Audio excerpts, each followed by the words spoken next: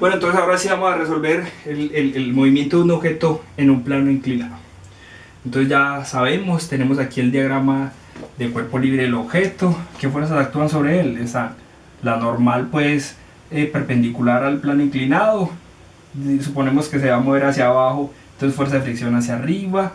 Y fuerza de atracción gravitacional hacia abajo perpendicular al piso. Entonces habíamos dicho lo siguiente. Entonces aquí está mi objeto, representado como un punto. Entonces, normal hacia acá, no le puedo cambiar ninguna dirección a esos vectores. Fuerza de fricción hacia acá y el peso hacia abajo, mg. Entonces ya sabemos que el objeto se mueve en esa dirección, entonces en esa dirección pongo mi eje X. Ese va a ser mi eje X. Perpendicular al eje X está aquí el eje Y, véanlo aquí apuntando hacia donde va la normal. Para acá será el lado negativo el eje Y y para acá será el lado negativo el eje X.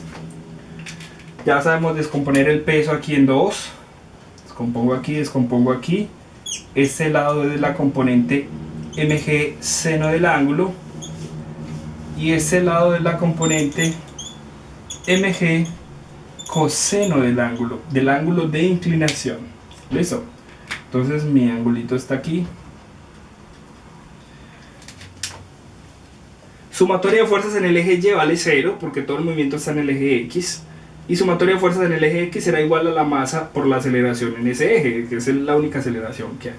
Entonces sumando fuerzas en el eje Y, entonces a la normal, y al lado contrario de la normal vendrá mg coseno de ángulo. Eso es igual a 0 y eso que está negativo pasa al otro lado positivo, entonces la normal va a ser igual a mg coseno de ángulo. La normal se equilibra con esa componente del peso, con la componente mg coseno de ángulo.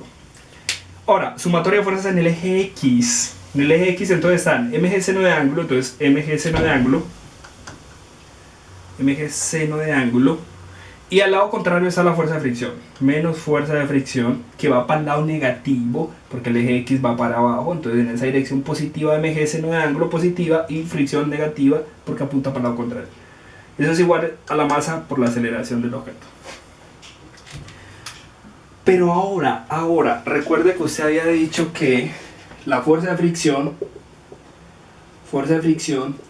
es igual a μ por la normal, el coeficiente cinético por la normal.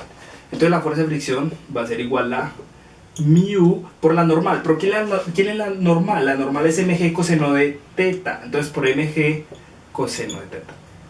¿Listo? Entonces reemplazamos eso en esta ecuación.